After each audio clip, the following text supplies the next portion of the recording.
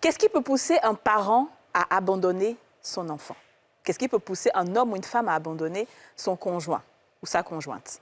Aujourd'hui, dans Les Femmes d'ici, on va parler avec des gens qui ont vécu cela, qui ont été victimes d'abandon. À tout à l'heure.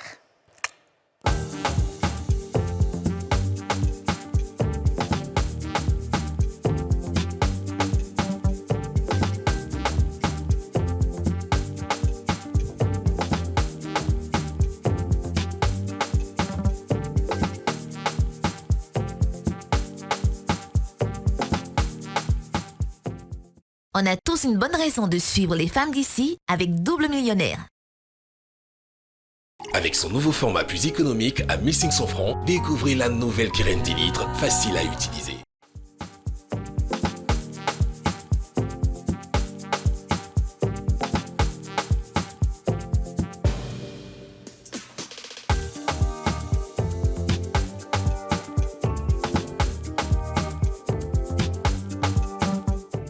Bonjour à tous et bienvenue dans ce nouveau numéro des Femmes d'ici. Aurélie a un fou rire que je ne comprends pas, mais je vais continuer mon émission comme si de rien n'était. L'émission en question, l'émission autorisée, l'émission la plus suivie du monde. Même si elle rigole, comment commence l'émission? Oh, Seigneur. En fait, elle rit à cause de quelque chose. Elle va me dire ça tout de suite. Et non, Yasmine va tuer les gens. C'est-à-dire qu'avant que l'émission commence, c'est ce qu'on subit ici, là. Est-ce que vous savez même? Et jusqu'à même l'invité n'a même pas encore commencé. Elle a rien comme ça. Non, mais vraiment ce que je dis, c'est un secret, mais je ne peux pas dire. Il y avait quoi ça quand il finit notre, il y avait quoi? L'émission, ça a chauffé, ça a chauffé, ça a chauffé. Non, tu ne dis pas tout, hein? Ben bon, elle a tout dit. Alors, je rappelle que Les Femmes d'ici, c'est tous les jours du lundi au vendredi à 13h05. L'émission vraie, l'émission véridique, l'émission la plus suivie du monde, l'émission la plus instructive, on va dire, du paysage audiovisuel. Yes, I. Parce qu'au sortir d'ici, on apprend toujours, on est toujours édifié, il y a toujours quelque chose de nouveau, c'est pas juste pour... Bref. Donc, aujourd'hui, on parle d'abandon. Franchement, c'est un sujet, je pense, qui est très sérieux, qui touche énormément. Mon pied me fait mal. Pourquoi? Je sais pas, quand vous vous asseyez, vous aimez faire ça, là. Moi, quand ça blesse mon pied. Quand il croise aussi, ça... Je sais pas quand... Qui t'a envoyé? Ah, donc il y a pas qu'on... Alors aujourd'hui, il faut reconnaître qu'on a tous nos... C'est une émission de cuisses. Une émission... Oui, c'est une émission cuissée. Très cuissée. Aurélie, N'est-ce pas? voilà, on a droit à... Bonsoir. Une cuisse, voilà. Ça, c'est Yasmine d'abord. Merci, Edwige. Ça, c'est Yasmine d'abord, qui est en train de faire son show. Dija, qui va faire son show cuissé. Oh. Après tout, ce sont des femmes. Hein. Les femmes, il y a un peu de tout. Écoute, souvent, on est en jean, souvent, on est en cuisse. Bah souvent, ouais, voilà. voilà. Ça dépend. Ah, merci. Eh, non.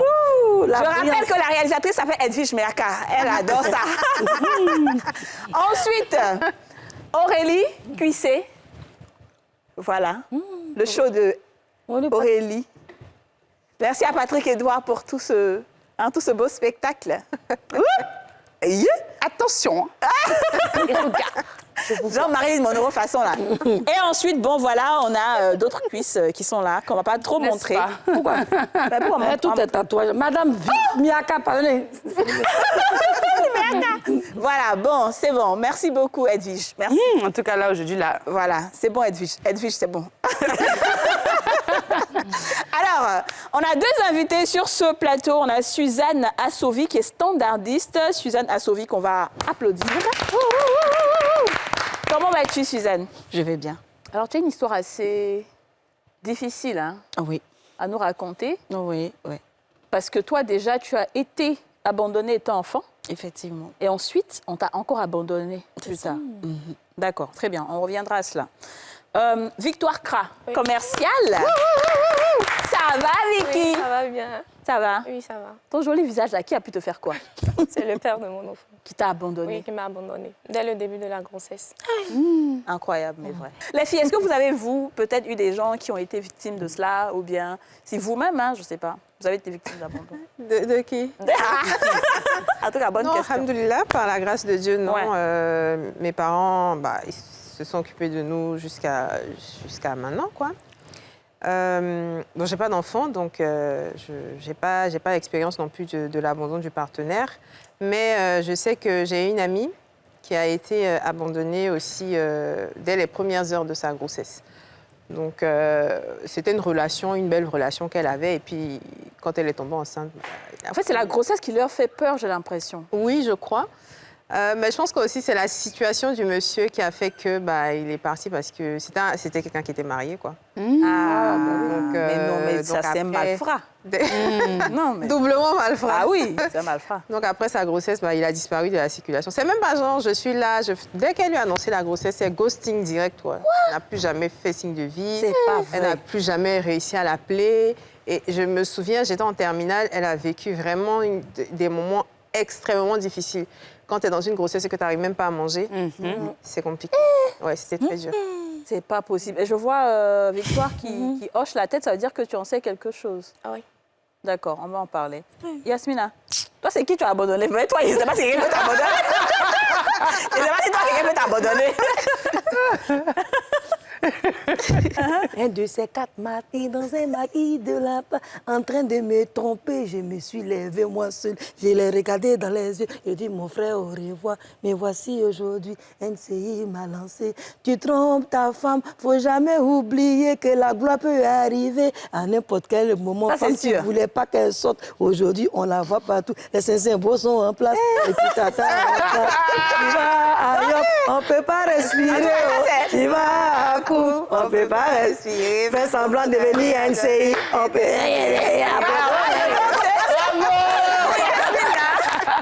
Pour Yasmine, là, c'est peut-être abandon justifié. Voilà, très justifié, qui n'est pas le cas des autres personnes. Elle, pour elle, c'est l'abandonneur même qui est content même d'avoir abandonné. Alors, dis Aurélie. Écoute, moi non, de mon côté, par la grâce de Dieu, non, je n'ai pas connu cette expérience-là. On en a connu des expériences, mais pas ça. Ouais. Et pourtant, je sais combien ça peut être dur. Mais c'est vrai que le cas de Didja n'est pas rare. Enfin, ton ami, des hommes qui n'arrivent pas à assumer la grossesse, ils ont fini de faire tout ce qu'ils voulaient. Je te jure. Maintenant, quand l'enfant arrive dedans, ils s'en vont, ils fuient. Donc, j'ai aussi une amie qui a traversé cette période-là, au point où l'homme même a douté même de sa paternité, de la paternité de cette grossesse. Et donc, elle a éduqué jusqu'à présent son enfant seule. Heureusement, elle a trouvé un homme, elle s'est remariée, qui a accepté l'enfant. Mais à un moment donné, l'homme a voulu revenir, le père a voulu revenir, et elle a fermé complètement le monsieur. Elle a empêché de voir l'enfant. Elle ne veut même pas qu'il ait de rapport avec lui parce que, bien évidemment, au moment où elle en avait besoin, il n'était pas là. Ouais. Donc, ce n'est pas au moment maintenant où tu vois que l'enfant te ressemble très pour très. Et quand c'est comme ça, là, l'enfant ressemble au truc, hein, au papa. Mon père, oui. Mais que maintenant, tu sais que c'est ton enfant. Donc, il essaye de faire intervenir la famille jusqu'à présent. Moi, je lui ai donné comme conseil de laisser, de pardonner. Je sais que c'est dur. Mais l'enfant aussi doit voir le papa. Mais c'est dur, ça, c'est dur. Non, c'est trop compliqué. Non, franchement, c'est compliqué. Mais il faut pardonner quand même. Non. Moi, je suis désolée, c'est pas possible. On a posé la question aux Ivoiriens, qu'est-ce qui pourrait pousser un parent à abandonner son enfant? Et on écoute certaines réponses.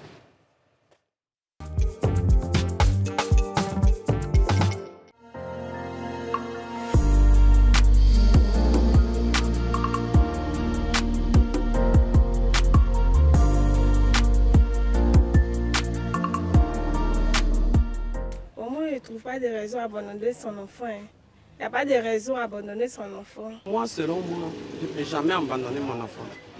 S'il est sur le mauvais chemin, je fais tout pour l'envoyer à la réalité. Quel que soit Alpha. Tu l'as porté 9 mois. C'est vrai qu'il n'a pas un bon comportement. Tu pries Dieu pour que Dieu touche ton cœur, pour qu'il change. Parce que même s'il est dehors, si quelqu'un l'a piqué avec un couteau là, tu es maman, tu ne peux pas rester. Parce que tu as couru par les voies. C'est toi qui as le prendre par là à l'hôpital pour le soigner. Donc là, une mère, vraiment, je ne dis pas la nouvelle génération, sinon une mère ne peut jamais abandonner son enfant. Parce que l'exemple, moi ici, je vends pain pour nourrir mes enfants. J'ai perdu mon mari, ça fait à peine 5 mois.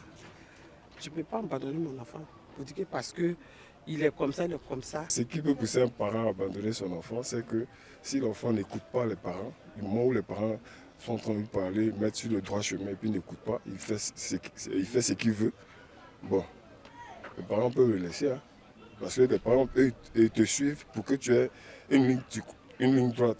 Tu ne les écoutes pas, tu fais qu'à ta tête, vraiment ils vont te laisser. Voilà, ils vont te laisser. Là, le jour, dehors, ta tête va coller le mur là, tu vas revenir. L'accouchement est difficile, mais un parent qui peut abandonner son sein difficile, c'est très très difficile. Parce qu'un enfant, quand tu prends une grossesse pendant 9 mois, l'accouchement, maladie, tu es entre la vie et puis la mort, tu vas abandonner cet enfant. Vraiment, c'est difficile. C'est difficile. Quel que soit ce que l'enfant fait, essaye de causer avec lui, parler avec lui. Tu peux pas dire que tu es fatigué de cet enfant, c'est difficile. Voilà, tout le monde est unanime sur le fait que c'est difficile et qu'on ne puisse pas abandonner son enfant. Mais ça existe. Donc, qu'est-ce qui fait que ça existe? Et je pense qu'avec toi, on aura un peu la réponse. Dis-nous, Suzanne. Bon, moi, mon cas, par exemple, si je dois parler du côté de ma mère... Ta mère, comment? Oui. Voilà, ta mère qui t'a abandonnée. Oh, oui, bon, là, ils étaient élèves, je crois, selon les explications qu'ils m'ont données après. Ils étaient tous deux élèves. Ton papa et ta maman? Voilà, tous deux élèves. Donc, et après ça, il fallait qu'elle retourne à l'école. Voilà, donc elle a dû me laisser avec ma grand-mère. Et elle est partie. Bon, je l'ai retrouvée, je crois, 30 ans après. Comment? Il n'y avait pas de nouvelles, rien. J'étais avec papa qui s'était remarié. Et franchement, c'est pas évident aussi de se sentir ailleurs, au fait. Tu sens que tu n'es pas à ta place, voilà. C'est comme si, même si on te met, on fait tout pour que tu sois là, mais il y a ce vide-là qui reste, qui n'est pas... ce vide-là qu'on ressent et qu'on vit chaque jour, au fait. Cet amour-là, comment j'ai tendance à dire, rien ne peut remplacer l'affection d'une mère, en fait. Et donc, quand cet amour-là, cette affection-là manque, même la personne qui va être là peut donner tout ce qu'elle peut, mais elle ne peut pas combler cela. En tout cas, j'ai eu la grâce d'avoir une maman formidable qui a su m'adopter. Mais en tout cas, je n'ai pas été facile avec papa et maman. Je les ai bien fatigués parce que j'avais ce besoin. Voilà, j'étais rebelle, j'avais toujours envie d'exprimer quelque chose. Voilà, donc papa, bon. Mais 30 ans après, quand tu retrouves ta mère biologique, vous parlez de quoi? Qu'est-ce qu'elle te dit? Pourquoi elle n'a jamais fait signe de vie durant toutes ces années? Bon, je n'ai pas eu d'explication plausible en tout cas. Je ne vois pas, bon... Pour moi, ce n'est pas justifiable, en fait. Ouais. Mais qu'est-ce que tu as dit? Selon ce qu'elle m'a dit, bon. Elle est partie, après elle est revenue me chercher. Mais bon, papa était parti dans une autre ville parce qu'il travaillait, donc il s'était déplacé avec moi. Et mes grands-parents ont dit que j'étais allée ailleurs. Après, elle a cherché à me revoir. Et bon, papa n'a pas su comment faire pour me retrouver, en fait. Voilà, c'était un peu ça qu'elle a expliqué. Mais je ne pense pas parce que mes grands-parents savent où se trouvait papa. Donc, si elle voulait forcément me retrouver, ça serait fait sans difficulté, au fait. Moi, ce que je voulais savoir, c'est... Parce que quand on est bébé, on ne sait pas qu'on n'a pas de maman. Oui. C'est quand on grandit, on se rend compte peut-être l'environnement dans lequel on est. Mais à quel moment tu as senti vraiment que la dame avec qui ton papa était n'était pas ta maman? Est-ce qu'on te l'avait dit depuis le départ? Oh oui, depuis le départ, parce que quand elle venait déjà, j'étais déjà un peu plus grande, j'avais à peine 5 ans, 6 ans, donc Tu te rappelles un peu? Voilà, je savais un peu ce qui se passait autour, voilà. Et moi, j'ai vécu plutôt avec ma grand-mère qui est décédée l'année dernière, voilà. C'est avec elle que j'ai vécu, c'est elle qui m'a élevée, j'ai passé tout le temps avec elle jusqu'à l'âge de 5 ans. J'étais très maladive d'ailleurs, parce que quand maman partait, j'avais à peine 2 mois. Wow. Donc la vieille a dû prendre le relais et autres jusqu'à ce que j'ai 5 ans. Et cette grand-mère, c'est la maman à ta maman ou à ton papa? Mon papa. OK. Maman, mon papa. Est-ce que tu as des frères et sœurs du côté maternel et est-ce que tu les connais? Oui, on s'est retrouvés aussi 30 ans après. Et c'est quoi vos rapports? Bon, dans l'ensemble, ça va. Dans l'ensemble, ça va. On n'a pas trop cette communication-là, mais on fait l'effort de recoller les morceaux. C'est qu'on ne peut pas rattraper le passé parce qu'on n'a pas connu cette enfance ensemble et autres. Mais on essaie de coller un peu les morceaux, de faire avec. Quoi. Mais quand on veut à ta maman, c'est quoi tes rapports avec elle? Avec elle, ça va. Maintenant, ça va. Tu as pardonné? Oui. C'est un peu hésitant. Non, au départ, c'était vraiment difficile. Ouais. j'acceptais pas. Je lui faisais tout le temps de reproches. En tout cas, pour un bobo ou pour un problème, je lui en voulais. Je disais que si elle était restée, qu'elle m'avait soutenue, ou j'avais su au moins qu'elle était là, que je pouvais m'appuyer sur elle, ça m'aurait évité beaucoup d'erreurs que j'ai commises. Donc, du coup, je l'en voulais. Sincèrement, je l'en voulais. Mais c'est normal. Ce que je veux qu'on revienne un peu en arrière, comment est-ce que tu l'as retrouvée d'abord? Bon, là, ça n'a pas d'abord de ma troisième petite sœur, celle qui vient juste après, qui un jour, selon ses dits, dans ses échanges avec sa tante, la sœur à ma maman, elle a pensé qu'elle était l'aînée. Voilà, elle pensait qu'elle était l'aînée, donc elle disait, moi je suis la plus grande. Sa tante lui a dit, non, tu n'es pas l'aînée, tu as une grande sœur qui est quelque part. Et elle, c'est à elle maintenant qui est plutôt allée voir maman maintenant pour lui mettre la pression, en fait. Donc, ta mère était mariée tranquillement? Oui, elle s'est remariée, elle a eu des enfants. Ok. Des enfants. Elle s'est remariée.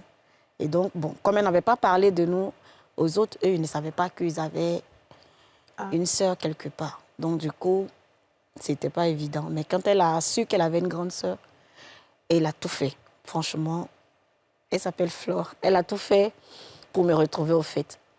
J'étais là un matin comme ça et mon téléphone sonne. Coucou, grande sœur, c'est moi. Je dis, grande sœur, bon. Moi, du côté papa, j'ai que des frères. Donc, la voix que j'entends, c'est pas un homme. Donc, du coup, je tique, j'ai dit, quelle sœur? Elle dit, non, je suis ta petite sœur. Côté maternel, tout ça. Et elle a essayé de m'expliquer. J'ai dit, ah bon? OK. Donc, après, j'ai essayé je crois, une semaine après, je suis allée vers elle. On s'est vu, bon. Imaginez un peu ce que c'était. Voilà. Donc, après ça, on a commencé à se fréquenter. C'est après qu'elle a tout fait, puisqu'elle insistait. Moi, je ne voulais vraiment pas rencontrer maman. Je ne voulais pas la rencontrer. Elle insistait, elle me disait non. Elle est pleine de regrets. Il essaie de la rencontrer, voir ce que ça va donner. Voilà, c'est comme ça. Et ta maman adoptive, elle dit quoi? Oh, elle... Je ne sais pas comment la qualifier. C'est peut-être un ange. Mais bon, elle a pris la chose du bon côté. Okay. Elle a pris la chose du bon côté. Au contraire, elle même m'encourageait. Elle me donnait les conseils. Voilà. C'est bien. Tu disais justement que cette période de l'adolescence a été très difficile. Tu as fatigué tes parents. Comment tu les as fatigués? Qu'est-ce que tu as fait comme action qui... J'étais rebelle en tout cas. J'étais toujours contre papa. Parce que vous savez, les filles ont tendance à beaucoup s'identifier à leur père aussi. Voilà. Et donc, c'était un peu ça avec papa. Je m'identifiais et bon, lui, bon, je pense que de son côté aussi, il donnait ce qu'il avait reçu, en fait. C'est ça. Voilà. Il donnait on ne peut que donner ce qu'on a reçu. Donc, il donnait ce qu'il avait reçu comme affection. Et je pense qu'il n'a pas reçu grande chose. Et bon, imaginez un peu quand tu es l'aîné. Les aînés, ce n'est pas évident. Il y a beaucoup de pression sur les aînés. Voilà. Donc, il y avait cette pression. Bon, un challenge pour lui parce qu'il se disait, bon, elle est partie, il faut que le jour qu'elle me retrouve, elle ait plutôt honte. Voilà. Qu'elle ait plutôt honte de m'avoir abandonnée et qu'elle soit fière, que lui soit fier de dire, bon, celle que tu as abandonnée, voilà ce qu'elle est devenue. Voilà. Donc, c'était comme un challenge pour lui, en fait. On va marquer une pause publicitaire et on se retrouve tout juste après pour continuer avec notre série de témoignages. À tout de suite.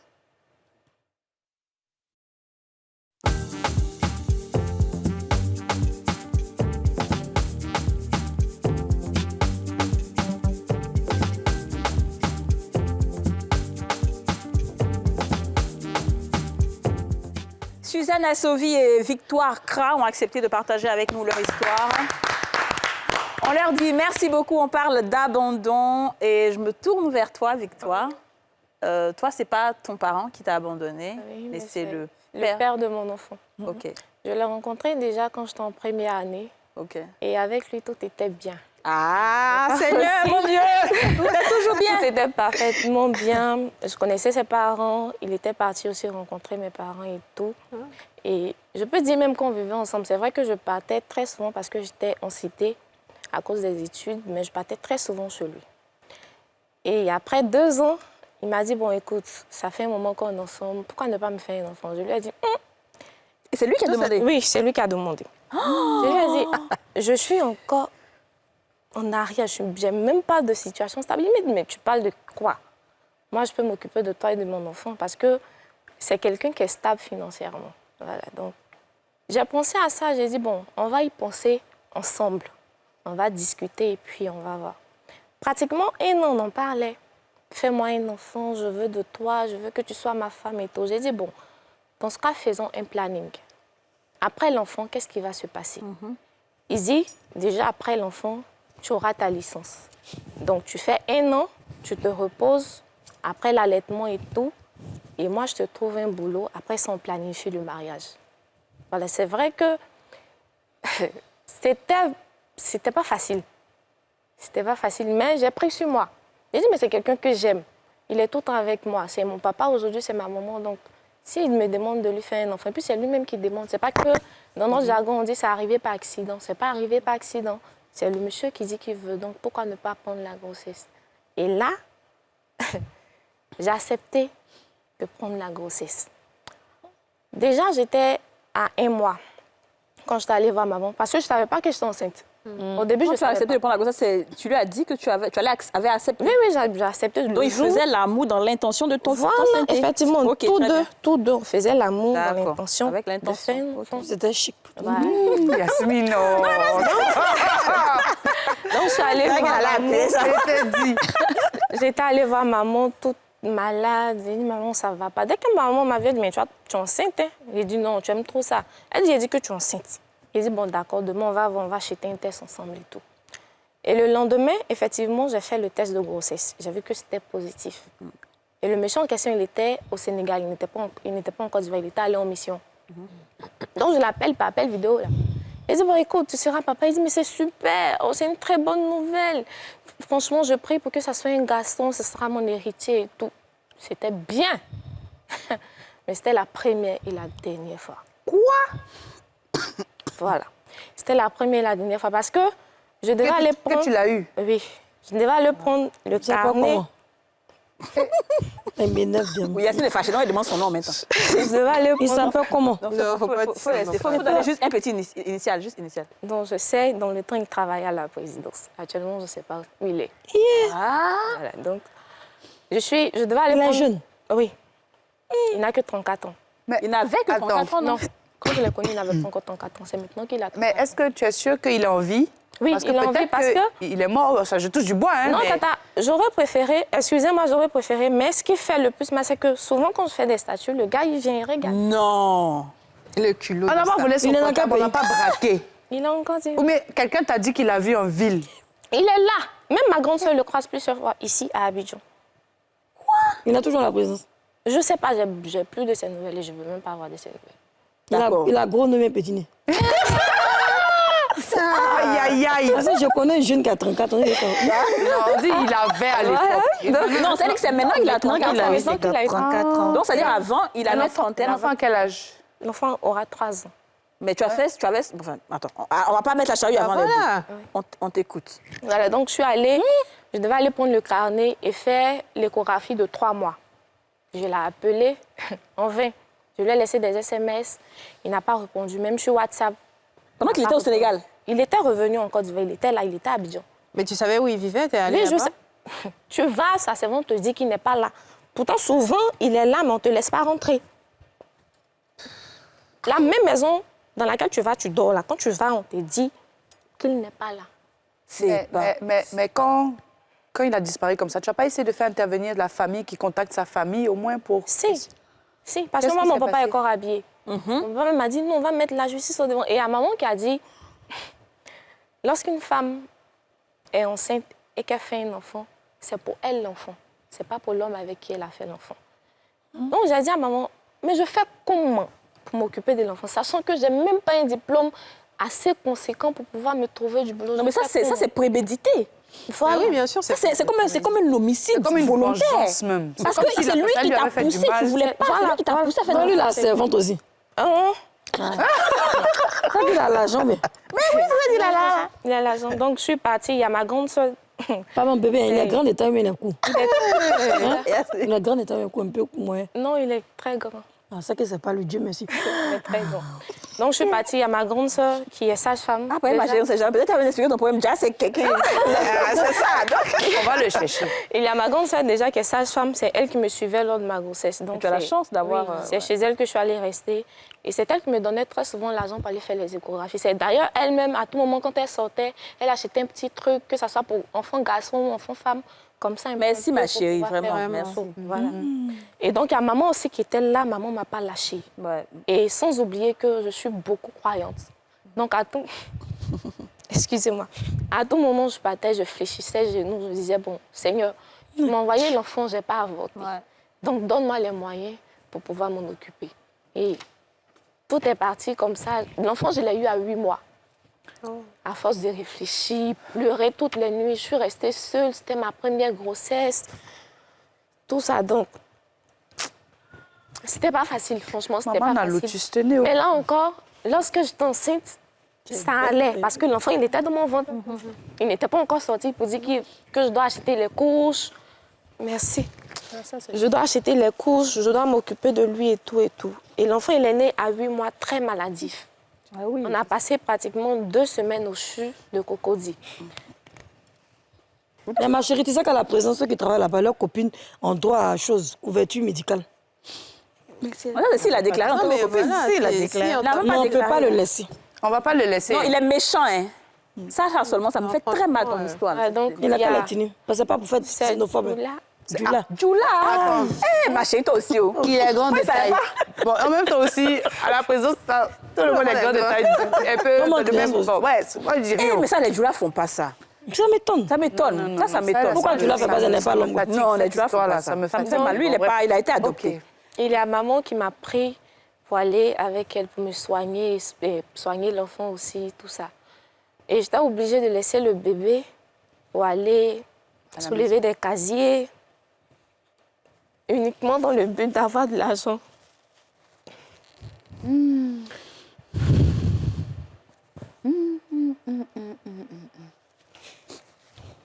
Uniquement dans le but d'avoir de l'argent pour pouvoir m'occuper de l'enfant.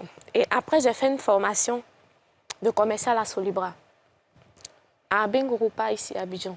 C'est là-bas que j'ai été embauchée. Je travaillais que les week-ends parce que je donnais à téter à l'enfant. Souvent, quand je partais travailler, on m'envoyait le bébé pour que je puisse lui donner à téter. Souvent, même à 23h, j'étais encore sur le terrain. Mais avant de partir, je disais tout le temps à l'enfant. C'est incroyable. C'est pour toi que je vais le faire, donc... C'est pour toi que je vais. Donc, reste tranquille. Maman est là, maman va s'occuper de toi, tu ne manqueras jamais de rien. C'est comme ça que je suis partie un peu, jusqu'à ce que l'enfant ait 1 an. Et quand l'enfant a eu 1 an, je l'ai sévré. Quand je l'ai sévré, maman m'a dit, écoute, va, maintenant que tu as ta licence, va te chercher. C'est que tu es une battante. Donc, vraiment, je vais prendre l'enfant, va te chercher, viens t'occuper de ton enfant. Donc, c'est comme ça. Je suis arrivée à Abidjan. J'étais toujours chez ma grande sœur, mais après, il y a des choses qui ne rentraient pas en ligne de compte. Donc, je suis partie. Je suis allée prendre mon petit studio. J'ai eu du boulot. Et aujourd'hui, par la grâce de Dieu, j'arrive quand même à joindre les 2 bouts. C'est-à-dire, j'arrive à payer ma maison, à m'occuper de l'enfant. Quand il est malade, j'arrive quand même à réagir. Ça va. Ça va. Et jusqu'à présent, toujours pas de nouvelles de lui? Non, pas de nouvelles. Est-ce qu'il voit tes statuts? Tu dis qu'il voit bien tes statuts. Donc souvent, tu postes des photos de l'enfant dans les statuts. Oui. Et il voit l'enfant. Il voit l'enfant. Et il n'a même pas cherché à t'envoyer de messages. Non. Donc aujourd'hui, par la grâce de Dieu, j'ai un boulot. Et j'arrive à joindre les 2 bouts en m'occupant de mon enfant comme il se doit. Et en prenant soin de moi, en payant ma maison aussi comme il se doit. Donc je ne peux que dire merci à Dieu. Parce que ça a été une longue et dure épreuve. Très, très dure. Oui. Déjà, être seule pendant le processus de grossesse et après, voir l'enfant qui était malade, tout ça, mais aujourd'hui... Aujourd'hui, ça va. Tu as dit tout à l'heure que vos familles se connaissaient. Oui. Qu'est-ce que ses parents, à lui, ont fait ou ont dit? Déjà, son papa, chez eux, j'étais bousmanie. Voilà, parce que moi, je suis chrétienne.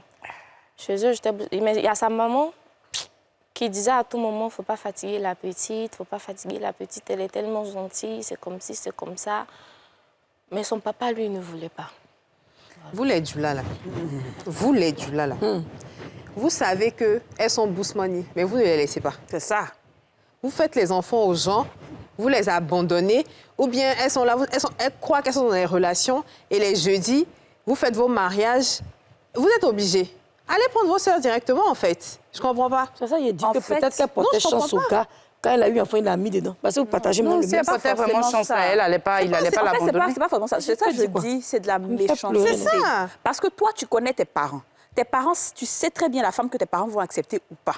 Et que si elle n'est pas musulmane, ils ne vont pas accepter. Mais pourquoi tu te ça, je ne comprends pas. Comme ça, ils sont là. Et toi, tu vas prier. Et c'est lui qui va prier tous les jours. Oui, tu pensais en priant, ce que tu fais là, c'est pas pire même que par exemple, faire un autre péché. Ça, c'est pire. Tu vas faire ça, puis aller t'asseoir pour prier. Et puis, il va jurer si ça. Mais tu sais, Kadi, si c'était une grossesse qui était accidentelle, j'aurais compris. Mais quelqu'un qui souhaite avoir un enfant... C'est méchant, en fait. Il a entraîné vraiment dans... Oh, mince, mais... C'est grave. Il a entraîné vraiment, il a été très méchant, très manipulateur. C'est ça. Au moins, et le pire, c'est qu'on peut même essayer de comprendre, même si c'est dur, mais il ne donne même pas d'explication. Le pire, c'est qu'il ne donne pas d'explication. C'est-à-dire, encore, il serait venu dire, écoute, mes parents ne veulent pas, ou bien si et ça, voilà. Au moins, tu viens, tu as le courage. Et puis, au moins, tu peux te cacher, mais au moins donner de l'argent à la maman, rien du tout. Mais il y a des personnes qui font dans la vie de ton enfant, en fait. Toi, même pas que l'argent, mais être présent pour l'éducation de ton enfant, quoi. Il faut chercher un homme de Dieu, il va prier son nom, il va appeler son âme. Non, mais parce que si on veut donner nous nos solutions, c'est pas un homme de Dieu, il va appeler son âme, là, quand il va se venir, là. Et puis il va dire... C'est méchant. Mais tu lui souhaites bonheur. Il ne faut pas lui souhaiter bonheur. Non, mais de toutes les façons, c'est même pas elle-même qui va... C'est Dieu lui-même qui est en haut là-bas. Là. Mais je pense que ça ne saurait tarder. Ça ne saurait tarder parce que si déjà lui-même, il regarde tes statuts... Oui, il regarde. S'il regarde tes statuts, ça veut dire que lui-même, où il est là, c'est en train de cogiter dans sa tête. Parce que forcément, à un moment, ça va venir seul. Ouais. Il est en train d'essayer de voir. Et puis, au fur et à mesure, ça va. Et maintenant, quand il verra cette émission-là... Tu vois, il va t'appeler. Mais maintenant, à la fin de cette émission-là, Inch'Allah, tu auras un nouveau gars. Mais maintenant, moi, Kadi, rapidement, si éventuellement il revenait vers toi pour dire qu'il veut voir l'enfant, qu'est-ce que tu ferais? Si je veux voir l'enfant, il n'y a pas de problème. Il n'y a pas de problème. Son père. Tu as un bon cœur. Tu vas accepter? Oui, je vais accepter. Tu as un bon cœur. On va revenir tout à l'heure. On va revenir à ça tout à l'heure. Dis-moi, Suzanne, je sais que toi aussi, tu as vécu une autre situation. Il ne faut pas nous faire pleurer aussi. Et je suis fatiguée de pleurer. Oh oui, oui. Moi, comme je disais tout à l'heure... Après ta mère? Après ma mère, comme je dis, avec l'adolescence, j'étais tellement turbulente et autres. Voilà, donc après ça, j'ai eu une première grossesse. Et j'ai eu une première grossesse d'abord quand j'étais encore aussi à l'école. Ah. Voilà, j'étais aussi élève. Et papa a dit, mais bon, écoute, quand toi, tu es venu, on m'a imposé ta maman, et donc... Tu vas devoir coucher chez la personne qui t'a enceinte. Et donc, je suis partie. Vraiment, ce n'était pas évident. Ce n'était pas évident parce que j'avais à peine 17 ans et j'avais aucune notion de ce que c'est qu'être mère. Mais pourquoi tu allais faire l'amour? Pourquoi la fera? Pourquoi elle fait l'amour? Qu'est-ce que ça? Non, attendez, sérieusement, je suis sérieuse. Tu es élève, pourquoi tu n'en fais l'amour, en fait? C'est ça qui a provoqué ça. Je peux dire en quête d'affection, en fait. C'était juste une quête d'affection. C'est ça, le gars la touchait bien. Et le gars, c'était qui? C'était un élève aussi? Non, non, okay. C'était pas un élève. C'est un gars? Quelqu'un qui travaillait déjà un adulte. Il avait l'expérience. Il y avait, je crois, 10 ans de différence entre nous. Tu avais 17 ans, tu n'étais pas encore majeur? Oui, j'étais mineure. OK. C'est lui qui t'a dit... Non, moi, je pense qu'il c'était le premier.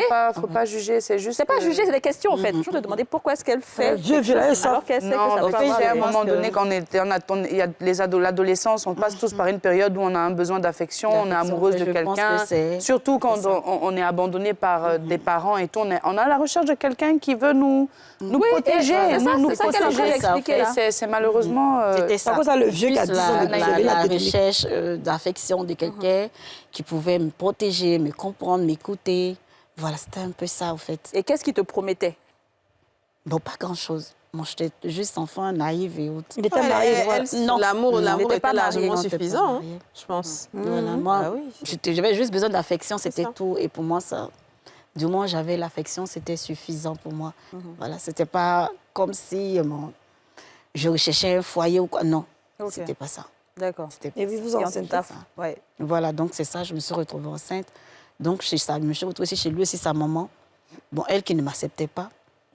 Voilà, parce que, comme on lui disait, quand les gens arrivent, on dit, mais c'est qui cette belle petite fille-là? Ah non, elle est baoulée. C'est la fille de... C'est la copine de mon fils.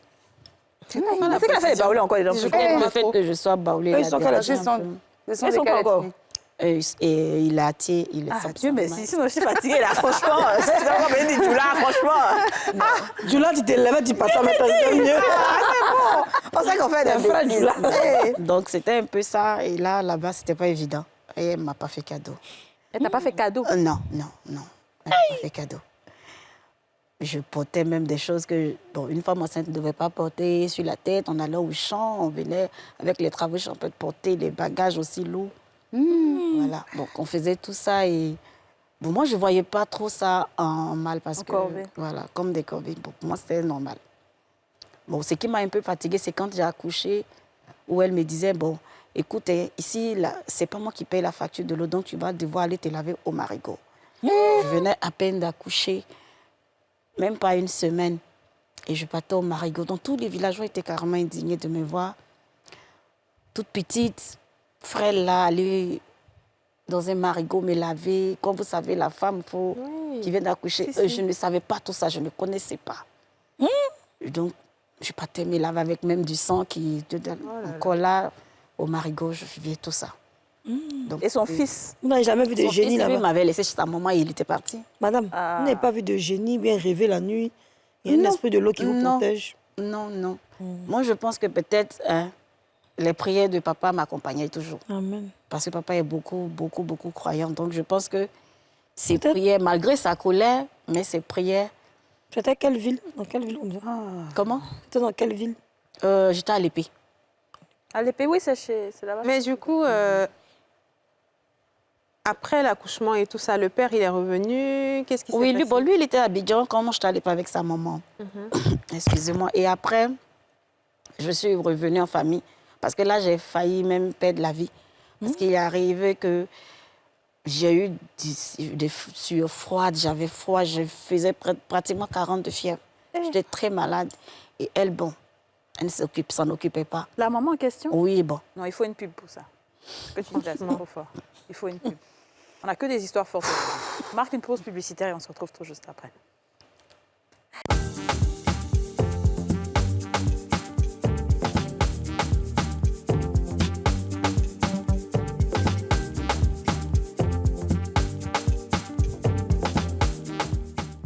De retour sur le plateau des femmes d'ici, on parle avec Suzanne Assovi et Victoire Kra qui nous racontent des histoires vraiment fortes et folles plutôt. Ouais. Donc la maman ne s'occupait pas de toi? Non. Et après? Elle ne s'occupait pas de moi, en tout cas, elle m'avait laissé à mon sort. Et donc, un matin, en tout cas, j'ai fait une crise, comme souvent on dit, plaie de ventre chez nous. Ça m'avait vraiment pris et ça n'allait pas. Donc, je grelottais et au milieu de la nuit, j'ai dû laisser la petite qui avait à peine 2 mois. Et je suis partie. J'ai emprunté le dernier car à l'épée pour Abidjan, ma grand-mère qui est à Bobo. Je suis allée retrouver ma grand-mère qui était à Bobo en son temps. Et donc, je suis arrivée très tard. Même quand je partais, je grelottais tellement que ma voisine à côté a commencé à s'inquiéter. Elle dit, mais ça ne va pas. Et donc, quand on est arrivé à la gare, elle m'a dit, bon, tu ne vas pas venir chez moi, on va passer la nuit. Et puis demain, moi-même, je vais t'accompagner chez ta grand-mère. Est-ce que tu connais bien la route? Je lui dis, bon, j'ai des points de repère, mais je pense que je vais me retrouver. J'arrivais à peine même à parler. Et la dame était avec son mari, elle était vraiment inquiète. Elle dit, bon, on va prendre un taxi, on va t'accompagner. Et on a emprunté le taxi ensemble. Arrivé au carrefour, ma grand-mère était... La dame insistait toujours, elle me dit, non, franchement, ça ne me rassure pas, puisque tu ne sais même pas où tu vas. Te laisser là, je veux qu'on rentre chez moi et demain, on va venir ensemble chercher. Je lui ai dit, non, je veux voir ma grand-mère cette nuit-là, je n'irai nulle part. Donc, le monsieur a dit, bon, si elle insiste, c'est qu'elle peut se retrouver. Donc, je suis descendue, j'ai continué à pied. Quand j'ai tapé le portail de ma grand-mère, quand ma grand-mère m'a vue, elle a commencé à pleurer et crier, mais qu'est-ce qui ne va pas? Parce que j'étais trempée de sueur froide et je grelottais, j'avais en tout cas 40 de fièvre. Ouais. La vieille était tellement apeurée ce jour-là. Elle a pris le temps de juste... Sur le champ, elle a chauffé l'eau, me massé et autres. Elle ne m'a même pas posé des questions. Où est l'enfant? Elle ne m'a rien demandé. Elle a préféré s'occuper de moi. Et quand elle faisait, je pleurais. Je dis, j'ai laissé mon enfant derrière. Mon enfant en train de pleurer. Et je pleurais. Elle m'a dit, bon, il faut te calmer, il faut dormir. Le lendemain, on va voir. Et c'est comme ça, le lendemain, maintenant, il m'a posé des questions et j'ai essayé d'expliquer un peu ce que je vivais, la situation et autres. Voilà, donc c'était un peu ça. Et quand on est retourné là-bas pour prendre la petite, ils ont, bon, renversé la situation pour dire que non, elle est compliquée, elle est ceci, elle est cela. Quand on lui parle, elle n'écoute pas. Bon, ma grand-mère a dit, bon, tu es un enfant, je ne peux pas te donner raison sur tous les plans devant tes aînés, donc fais avec, reste encore et puis après, on verra. Mais le père, maintenant, c'est sûr, en fait. Le père, lui, il était dans son coin. Il venait même plus, c'est fini. Non, c'était fini. Plus de ses nouvelles. Non, j'avais plus. Il ne demandait pas après la fille. Non. Bon, il réglait les choses avec sa maman, mais qui ne me faisait pas de point. Je ne savais pas ce qui se passait. Mais quand il appelait sa maman, elle lui disait que tout allait bien. Selon lui, c'est dire après. Donc, finalement, bon, lui, il ne venait pas là. Mais il appelait sa maman savait au moins, plus ou moins. Et il lui disait, même quand on faisait le trousseau de l'enfant, je n'ai même pas vu le trousseau de l'enfant jusqu'à ce que j'accouche. Au moins, je m'inquiétais. Quand les affaires arrivent, elle prenait, elle cachait, elle ne voulait pas que je sache et je voie. Voilà, c'était un peu ça. Mais pourquoi tu t'es retenue là? Bon, les parents voulaient que je retourne prendre l'enfant. Ta grand-mère, oui, non? Ouais, elle est partie récupérer l'enfant. J'ai récupéré l'enfant, mais la mère a voulu que je reste. Et quelques mois après, je crois, un mois après, je suis retournée chez ma grand-mère avec l'enfant. D'accord. Ok. Et est-ce que jusqu'à présent, tu as des nouvelles du papa aussi, jusqu'à présent? Bon, lui, après, actuellement, on s'appelle. Maintenant, ça va, on s'appelle, on a de bons rapports. Puisqu'après ça, moi, j'aurais fait ma vie. Ah. Voilà, j'aurais fait ma vie. J'ai eu d'autres enfants. Après ça, j'ai fait d'autres enfants avec un homme, lui aussi, qui était autre chose. Qui passait son temps à me battre tout le temps. Voilà. Donc, je suis restée on a passé 18 ans ensemble. Nous sommes restés ensemble dans cette violence-là, les disputes, les enfants qui étaient vraiment traumatisés. Parce que les petites grandissaient dedans. Et ma fille est née un jour qui est venue nous voir à la maison et elle a dit, maman, si tu restes dans ce foyer-là, moi, je ne peux pas te respecter. Ouais. Elle avait quel âge quand t'as dit ça? Non, Sylvie avait à peine 16 ans, 17 ans. Ouais. Parce qu'elle voyait ce qui se passait et autres. Bon, il y avait trop de choses qui se passaient. Donc, je ne voulais pas en parler aux parents parce que je me disais, bon, on te dit, il ne faut pas partir. Tu dis, tu vas faire. Il ne faut pas faire. Tu dis, tu vas faire. Bon, tu vas là encore avec ces mêmes personnes à te plaindre. On te dit, je t'avais dit. C'est ça. Donc, j'avais envie de tout entendre sauf ça. Donc, du coup, ta fille te dire ça. Voilà, quand ma fille m'a dit ça, ça a été un déclic dans la tête. C'est incroyable. Voilà, ça a été un déclic. J'ai pris conscience que vraiment mes enfants souffraient autour de moi. Ouais. Et il y a une de mes filles qui a dit, la deuxième qui m'a dit un jour, maman, si c'est à cause de nous, tu supportes ça là, c'est pas la peine. C'est ce qu'on faisait dans l'émission d'hier. C'est pas la peine que tu endures tout ça. Parce que je me pliais en quatre, quoi qu'on fasse. Je ne suis pas parfaite, certes, mais je faisais mon possible au moins pour que ça marche, parce que je voulais que ça marche. Je vais te poser une question qui est un peu, je dirais intrusive, mais pourquoi tu restais? C'était l'amour, c'était la reconnaissance, pourquoi tu restais? Pas de l'amour. Mais j'avais déjà eu une première fille, je ne suis pas restée avec le père, et celui-là encore parti. Je voyais ça comme un échec, et honnêtement, je n'aime pas les échecs. Je voulais que ça marche, je me disais que je pouvais le faire changer, que je pouvais arriver à quelque chose, voilà. Moi, j'ai une question. Votre maman biologique, elle a eu un enfant, c'est vous, d'abord, puis elle est partie. Son deuxième foyer, elle est encore dedans? Non, là, elle a perdu son mari après, donc elle ne s'est plus remariée. Est-ce que ce n'est pas une répétition aussi de J'ai eu, voilà, effectivement, j'ai eu ces... Pour couper le cordon ombilical, peut-être, non? Ce que vous dites, effectivement, c'est ce que j'ai pensé, dont j'avais pensé, et j'ai dit que je ne voulais pas répéter les histoires, donc il fallait que je reste. Donc, je suis restée pour que ça marche, mais malheureusement, on allait jusqu'au mariage légal et autres, mais après ça, ça a été encore autre chose. Ça n'allait pas, c'est les mêmes injures, je ne pouvais même pas aller travailler. Parce que même quand je vais travailler, je suis surveillée. Et un jour, je crois, un an après le mariage, quand je lui ai... Tu étais surveillée par le monsieur, c'est ça? Oui, il avait le contact de tous mes collègues. Il était jaloux, possessif? Possessif. Je n'avais pas le droit de sortir. Oui. Je n'avais pas le droit de sortir. Bon, même pour travailler, ça a été difficile. J'ai dû imposer cela parce que je voulais forcément travailler. Il a fini par accepter. Papa aussi lui mettait la pression pour dire « ma fille doit travailler ». Donc finalement, il a cédé. Mais ce n'était pas évident.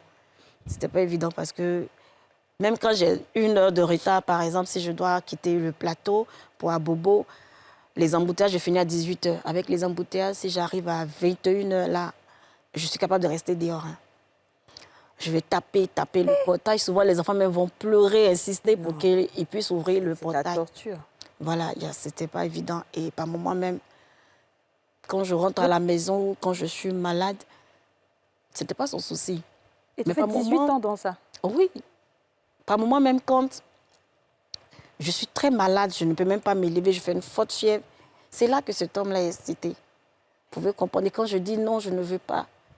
Je suis malade, je suis fatiguée. Toujours tu es fatiguée. Ça devient des disputes. Votre maman a des sœurs? Oui, elle a des sœurs. Elles sont mariées? Non. Elles ont eu des enfants? Elles ont eu des enfants. Il y a sa sœur qui a eu des enfants, qui a perdu son mari aussi. Mais sa sœur aînée qui est toujours mariée, qui vit avec son mari. Qu'est-ce que les génies te disent? Non, ce n'est pas une affaire de génie, c'est une affaire que, bon, c'est peut-être spirituellement, il y a pas avoir une délivrance aussi qui peut s'opérer. Oui, parce qu'il y a des malédictions de famille qui suivent, en fait. Oui, parce que c'est possible que ça puisse être un schéma répétitif, tu vois, parce que tu es parti, tu as laissé ton enfant à 2 mois aussi. Voilà, exactement. Pendant que toi, tu étais élève, pendant que, tu vois, bon, on ne veut pas s'aventurer pour dire des choses, mais tu vois, il peut y avoir un schéma répétitif. J'ai eu ce même déclic que vous dites, c'est que vous dites là, j'ai bien pensé à ça aussi. Et puis, mais tu as fait quoi? Tu as fait quelque chose pour ça ou... Si. Okay. Comme je dis, papa nous a appris la religion. Donc, du coup, je suis restée dans ce domaine-là. La religion, bien vous croyez parce que si, je suis croyante. Okay, je suis très croyante. Tes filles ont quel âge aujourd'hui? Parce que si... Bon, l'aînée a 23 ans et la deuxième a 22 ans. Okay. La troisième a 11 ans maintenant et la dernière a 9 ans. Waouh, bravo! Il n'y a que des filles en plus. Hein? Et aujourd'hui, comment est-ce que après tout ce que vous avez traversé, oui, parce que je suis partie. Se comporte elle-même vis-à-vis des hommes qui les approchent? Au fait, comme vous dites là, il y a eu une répétition au niveau de ma seconde fille. Ah. Oui, parce qu'elle aussi, quand elle est arrivée en terminale, parce qu'on était en plein divorce, et chacun, bon, je n'avais pas la tête de suivre les filles. Honnêtement, j'étais vraiment dépressive, au fait. Donc, elle aussi, à son tour, elle s'est retrouvée enceinte. Et c'est là, comme vous dites, j'ai eu ce déclic-là de la répétition. Et quand certaines personnes me disaient, mais ramène la personne qui l'a enceinte, elle va se débrouiller, tu es en train de te battre pour elle. Puisque le père, quand j'ai demandé la garde des enfants pendant le divorce, la garde m'a été attribuée. Et donc, bon... Il s'en occupait plus. Il s'en occupait plus. Donc, il fallait que je me défende comme je peux pour m'occuper d'elle, assurer les scolarités. Donc, tout le monde me disait, mais quelle part c'est la personne qui l'a enceinte? J'ai dit, non, je refuse de répéter l'histoire. Je refuse que l'histoire se répète. Ça s'arrêtera sur moi. Je garde ma fille et elle ira à l'école. Ouais. Et tu l'as gardée? Je l'ai gardée. Tu t'occupes bien de ces filles-là? Oui, il n'y a pas de souci. Elle va à l'école tranquille. Très bien. Elle est en année de BTS même. Le petit, il a en train de grandir avec ses 2 ans. Bravo, on est déjà à la fin. Le papa de l'enfant? Oui, il s'en occupe. Bien vrai que c'est 2 jeunes élèves, mais en tout cas, il fait l'effort de s'en occuper. Okay. C'est un brave et en tout cas, je respecte. Au départ, j'avais des appréhensions, j'étais vraiment sceptique avec lui, mais il m'a montré qu'on peut être jeune et mature. Voilà. Très bien. La prière, vraiment, c'est... Vous avez déjà dit à votre maman, je t'aime depuis lors? Non. Ça, jamais. J'arrive à dire ce mot qu'à mes enfants. Je pense que la véritable rupture viendra à partir du moment où vous pardonnerez définitivement tout ce qui arrive, tout ce que vous avez vécu, parce que il n'y a que le pardon qui peut rétablir une vie normale. Effectivement. Peut-être qu'il faut effectivement, peut-être parler avec la maman. Il dit, je te pardonne, et peut-être que c'est une délivrance aussi. Et le pardon serait une délivrance. Je pense que je lui ai pardonné. Non, lui dit, si vous dites que vous pensez, c'est que vous ne l'avez pas fait à 100%. Sinon, je pense que j'ai pardonné. Je crois avoir pardonné, moi, honnêtement. Je crois avoir pardonné. On peut pas parce croire. En fait, non, je vais te dire quoi. Je ne suis pas déjà à faire semblant. Quand ça ne passe pas automatiquement, je le fais semblant. Moi, j'ai pris la dernière fois le parfum de Kadi. Et puis, j'ai voulu pomper, ça s'est cassé. Ma chérie m'a pardonné. Elle dit, je crois. Non, elle ne m'a pas pardonné. Le lendemain, elle dit, je t'aime, viens te faire bisous. Elle m'a pardonné. Donc, si tu crois, c'est qu'elle n'a pas encore pardonné. Peut-être, oui, je suis d'accord. Mais peut-être qu'il faut aussi que si tu veux que... Si ta maman voit l'émission et qu'elle veut nous expliquer pourquoi est-ce qu'elle t'a abandonné, qu'est-ce qui l'a poussé, peut-être que ça va vous Bon, reconnecter d'accord. un peu plus. Moi, je pense qu'il y a un esprit qui a été jeté pour que vous soyez Moi, je ne suis divisés. pas sûre que ce soit un esprit. Je pense qu'il n'y a pas eu de conversation claire et franche. Voilà, diviser les entre, familles, entre c'est l'amour. ta mère et toi. Et je pense qu'à partir du moment où les mots seront mis sur tout le mal que toi tu ressens et sur elle, sa culpabilité, ça pourra vous décharger toutes les deux et puis vous allez pouvoir... Il faut qu'il y ait des Je pense qu'elle est beaucoup. Je pense déjà Et- qu'elle se sent beaucoup coupable Ça, déjà. ma soeur, à la mesure à laquelle tu vas pardonner ta maman, là, c'est à cette même mesure que Dieu va te pardonner. Tes enfants aussi vont te pardonner les 18 ans de souffrance qu'ils ont vécu. Tant que tu On est, pardonnes. on est presque on est déjà à la fin de l'émission. Oh, oui, oui. Merci beaucoup, Suzanne. Victoire, toi aujourd'hui, est-ce que tu penses que tu peux pardonner à cet homme-là? Homme que nous, on n'arrive même pas à pardonner, là, cet homme va te demander de pardonner. À quoi des parfaits, c'est qui m'ont montré ici, ma chérie. Je dirais oui. Mais pas pour revenir avec lui. Ça, c'est sûr. Voilà. Non, si tu fais ça nous-mêmes... Tu as refait ta vie. Juste... Non, j'ai encore... J'arrive pas. Il a pété. Ah oui, mais franchement, le niveau de manipulation qu'elle a traversé, je peux comprendre. Hein. J'arrive pas. Pour qu'il soit présent dans la vie de son enfant, je peux pardonner. En dehors de ça, je... Mais il ne faut pas que tu laisses une personne impacter ta vie. Hein, tu sais ça. C'est ça. Quel que soit le pouvoir que tu donnes. Si tu donnes un pouvoir à une personne, c'est comme si c'est lui qui contrôlait ta vie malgré qu'il n'est plus là. Alors que tu dois être maîtresse de ton destin. Ouais. Voilà. Ce qu'il t'a fait, il l'a fait. Il s'est fait ça à lui-même. Il ne t'a pas fait ça. Donc toi, tu dois te relever et puis te dire que personne ne peut influencer quoi que ce soit dans ma vie. Absolument. Tu vois, parce que tu es une très belle fille. Et aujourd'hui, je sais qu'il y a plein d'hommes qui sont là, qui se disent, mais Victoire, on dit Victoire pense à un autre gars. Quoi? Ma chérie, il faut danser, il faut lui montrer que tu es de la lettre. Alors, voilà! Oh, victoire!